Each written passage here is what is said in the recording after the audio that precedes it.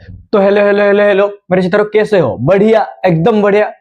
तो आज हम देखने वाले हैं पैरेलल प्लेट कैपेसिटर। मेरे भाई पैरेलल प्लेट कैपेसिटर बारे में हम आज पढ़ेंगे। तो मेरे भाई आज हम देखने वाले हैं इसका डेरिवेशन। इसका डेरिवेशन को इतना ज्यादा बेस से लेंगे मेरे भाई, आपको सब कुछ समझ में आ जाएगा। तो मेरे भाई आ जाओ, मैं इस डेरिवेशन को 3 पार्ट में बांट चुका हूं। क्या पार्ट में मेरे भाई? 3 पार्ट में बांट चुका हूं। तो आ जाओ, एक एक पार्ट क्या है मेरे भाई। तो आ जाओ पैरेलल प्लेट कैपेसिटर। इसके अंदर जाने से पहले हम जानते हैं पहले कैपेसिटर कैसे बनता है। अगर आप लोगों ने कैपेसिटर का लेक्चर देखा होगा तो इसमें मैंने पूरा क्लैरिफाई कर दिया है कि कैपेसिटर कैसे बनता है। तो मेरे भाई कैपेसिटर 2 कंडक्टिंग प्लेट से बनता है। तो आ जाओ मेरे भाई, बना लेते हैं 2 कंडक्टिंग प्लेट। तो मान लो मेरे भाई ये एक कंडक्टिंग प्लेट ए है, ये एक कंडक्टिंग प्लेट बी है। समझ आ रहा है मेरा भाई? ये एक कंडक्टिंग प्लेट ए है, ये एक कंडक्टिंग प्लेट बी है। ए कंडक्टिंग प्लेट में पॉजिटिव चार्ज डिस्ट्रीब्यूटेड हुआ है, बी कंडक्टिंग प्लेट में नेगेटिव चार्ज डिस्ट्रीब्यूटेड हुआ है। इतना समझ में आ रहा है मेरा भाई? आ रहा है। तो मेरा भाई अभी मेरे को बोलो कि इलेक्ट्रिक फील्ड कहां से कहां तक जाएगा। इलेक्ट्रिक फील्ड का डायरेक्शन क्या है मेरा भाई? इलेक्ट्रिक फील्ड का डायरेक्शन आप लोग बोलोगे कि भैया इलेक्ट्रिक फील्ड का डायरेक्शन पॉजिटिव से नेगेटिव है, कि इलेक्ट्रिक फील्ड पॉजिटिव चार्ज से नेगेटिव चार्ज तक जाता है। तो आ जाओ मेरे भाई, बना लेते हैं इलेक्ट्रिक फील्ड कैसे जाएगा मेरा भाई। मान लो ये एक इलेक्ट्रिक फील्ड है, ऐसा जा रहा है, ये है ये ऐसा जा रहा है, ये एक है, ये ऐसा जा रहा है। तो ये सब कौन है मेरे भाई? ये सब इलेक्ट्रिक फील्ड है। इतना समझ में आ रहा है मेरे भाई? यहाँ पे क्या चार्ज है मेरे भाई? प्लस क्यू चार्ज है। यहाँ पे क्या है मेरे भाई? माइनस क्यू चार्ज है। इतना समझ में आ रहा है? यहाँ पे कोई डाउट है मेरे भाई? कोई डाउट नहीं है। तो मेरे भाई इसको मैंने 3 पार्ट में बांटा हुआ है। क्या मेरे भाई? इसको मैं 3 पार्ट में बांटा हुआ है। तो क्या क्या पार्ट है मेरे भाई? मेरे को फास्ट बताओ। इसी दोनों कंडक्टिंग प्लेट में यहां से इलेक्ट्रिक फील्ड यहां तक जा रहा है। कितना इलेक्ट्रिक फील्ड जा रहा है इसको तो हम मेजर करेंगे ना, कितना इलेक्ट्रिक फील्ड जा रहा है। फर्स्ट काम हमारा है कितना इलेक्ट्रिक फील्ड जा रहा है। क्या है मेरा भाई? फर्स्ट काम हमारा है इलेक्ट्रिक फील्ड कितना है। देन सेकेंड काम हमारा है इसी दोनों प्लेट के कंडक्टिंग प्लेट के बीच में पोटेंशियल डिफरेंस कितना है, डेल वी कितना है। ये हमारा सेकेंड काम है। थर्ड काम क्या है मेरे भाई?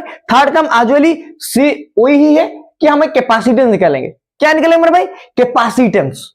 कितना कैपेसिटी है उसके अंदर चार्ज को रखने का, कितना कैपेसिटी है उसके अंदर एनर्जी को पकड़ में रखने का।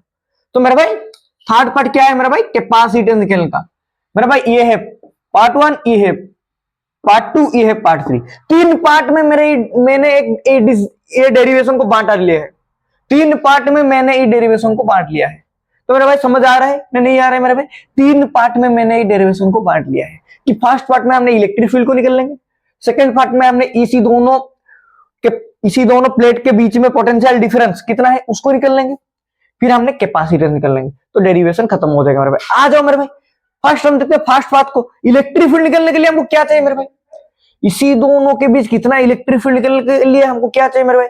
आप लोगों को पता होगा हमने गॉस लॉ एप्लीकेशन में गॉसियन सरफेस की मदद लिए थे इलेक्ट्रिक फील्ड को कैलकुलेट करने के लिए। तो मेरे भाई यहां पे गॉस लॉ का यूज होगा। क्या होगा मेरे भाई? गॉस लॉ का यूज होगा। तो मेरे भाई गॉस लॉ क्या होता है? Phi is equal to E D A cos theta, phi is equal to Q by epsilon nought. इतना समझ में आ रहा है मेरे भाई? ये दोनों था कि 1 by epsilon not time the net charge enclose by a surface. यही था ना, और कुछ था मेरे भाई? और कुछ नहीं था। तो यहाँ पे गॉसियन सरफेस क्या होगा मेरे भाई?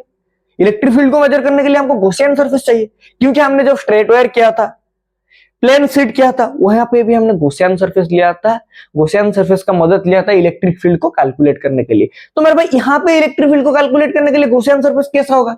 तो मेरे भाई यहाँ पे गॉसियन सरफेस सिलेंडर होगा। इसको माइंड में फिक्स कर लीजिए। क्या होगा मेरे भाई? सिलेंडर होगा। यहाँ पे सिलेंडर होगा। तो आ जाओ मेरे भाई, बना लेते हैं एक सिलेंडर। तो मान लो ये एक सिलेंडर है मेरे भाई। क्या है? सिलेंडर है। तो मेरे भाई इसका इलेक्ट्रिक फील्ड कहां से कहां तक जाएगा? इस तरफ जाएगा ना, पॉजिटिव से नेगेटिव की तरफ। तो इलेक्ट्रिक फील्ड ऐसे ही होगा। तो मेरे भाई यहाँ पे एरिया वेक्टर कैसा होगा? एरिया वेक्टर ऑलवेज क्या होता है मेरे भाई? आउटवर्ड नॉर्मल होता है। क्या होता है एरिया वेक्टर? क्या होता है मेरे भाई? ऑलवेज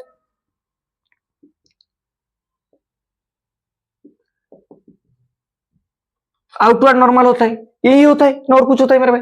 तो एरिया वेक्टर कैसा होगा मेरे भाई, तो एरिया वेक्टर इस तरफ होगा।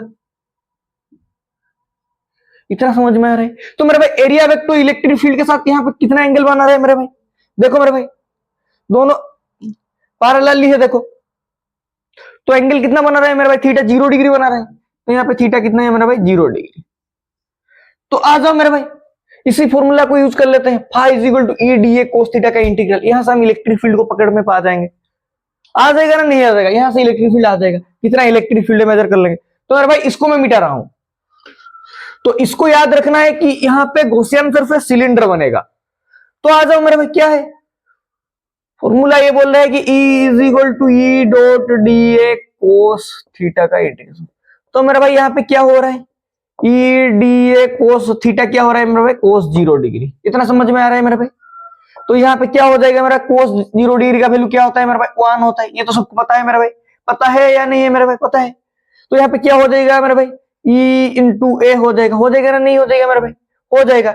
फाई का फॉर्मूला क्या होता है, गोस लॉ का formula, phi is equal to Q upon epsilon naught होता है, is equal to E into A. तो हमको क्या चाहिए मेरे भाई, हमको इलेक्ट्रिक फील्ड चाहिए, हमको इलेक्ट्रिक फील्ड चाहिए। तो ई इज इक्वल टू क्या हो जाएगा मेरे भाई, Q by epsilon not a. ये पता हो गया ना, नहीं हो गया मेरे भाई, हमने इलेक्ट्रिक फील्ड को पता कर लिया। क्या कर लिया मेरा भाई, हमने इलेक्ट्रिक फील्ड को पता कर लिया। इसको इक्वेशन 1 दे दो। अभी काम क्या है मेरा भाई, सेकंड स्टेप है, हमको इसी दोनों कंडक्टिंग प्लेट पे बीच में, इसी दोनों कंडक्टिंग प्लेट के बीच में पोटेंशियल डिफरेंस कितना है उसको निकालना है मेरा भाई। इसी दोनों कंडक्टिंग बीच में, इसी दोनों कंडक्टिंग प्लेट के बीच में कितना पोटेंशियल डिफरेंस है उसको निकालना है। तो आ जाओ मेरा भाई सेकंड काम हम कर लेते हैं। तो मेरा पोटेंशियल डिफरेंस कितना होगा, यहाँ पे कोई दिक्कत नहीं है, कोई दिक्कत नहीं है। तो देखो मेरा पोटेंशियल डिफरेंस कितना होगा, तो डेल भी। यहाँ पे पोटेंशियल डिफरेंस यूनिफॉर्म केस में हो रहा है या नॉन यूनिफॉर्म केस में मेरा भाई, यूनिफॉर्म ऐसे ऐसे इलेक्ट्रिक फील्ड जा रहा है या ऐसे ऐसे जा रहा है मेरा भाई। तुम लोग बोलोगे भैया ऐसे तो नहीं जा रहा है, ये तो ऐसे जा रहा है। तो समझ आ रहा है कि ये यूनिफॉर्म केस है, ये नॉन यूनिफॉर्म केस नहीं है। इतना समझ आ रहा है मेरा भाई, आ रहा है। तो यूनिफॉर्म केस में पोटेंशियल निकलने का फॉर्मूला क्या होता था मेरा भाई, यूनिफॉर्म केस में चेंज इन पोटेंशियल और इसी दोनों के बीच में जो पोटेंशियल निकलने का फॉर्मूला क्या होता था मेरा भाई, ई dot D electric field into distance, ये होता था। तो आ जाओ मेरे भाई इसको पकड़ लेते हैं। तो इलेक्ट्रिक फील्ड को हमने निकल लिया है, यहाँ पे कितना इलेक्ट्रिक फील्ड है, Q by epsilon not a electric field है। तो इलेक्ट्रिक फील्ड को पुट करते हैं यहाँ पे, तो क्या हो जाएगा मेरे भाई, देखो इलेक्ट्रिक फील्ड हमने निकला है Q upon epsilon not a into D. तो मेरे भाई ये हो गया potential difference between two plate. इसको तुम इक्वेशन 2 दे दो मेरे भाई। हमने 2 नंबर स्टेप को भी कवर कर लिया, हमने 1 को भी कवर कर लिया, 2 को भी कवर कर लिया। लास्ट स्टेप हमारा बच गया मेरा भाई कैपेसिटेंस निकलने का, कैपेसिटेंस निकलने का। लास्ट स्टेप क्या बच गया मेरा भाई, कैपेसिटेंस निकलने का। तो आ जाओ मेरे भाई देखते हैं कैपेसिटेंस निकलने का क्या है, इसको मिटा रहा हूं मेरे भाई।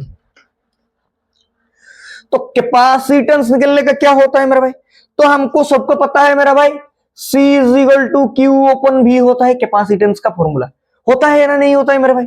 तो आ जाओ मेरे भाई देखते हैं यहाँ पे क्या हो रहा है, C is equal to Q, Q charge ही है, ओपन भी चेंज इन पोटेंशियल, डेल भी है। तो डेल भी यहाँ पे कितना हो रहा है मेरे भाई, डेल भी हमने कितना निकाला, तो Q upon epsilon not a into D, ये हो रहा है। तो देखो मेरे भाई क्यू से क्यू कट जा रहा है, क्या बच गया मेरा भाई, C is equal to epsilon not A upon D, C is equal to epsilon not A upon D, C is equal to epsilon not A upon D.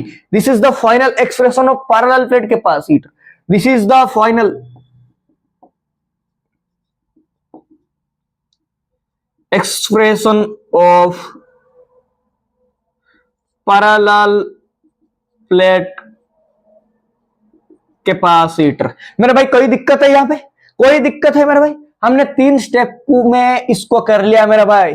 इसी से और कोई इजी स्टेप होगा मेरे को समझ में नहीं आ रहा है, तो ये ही सबसे इजी स्टेप है मेरा भाई।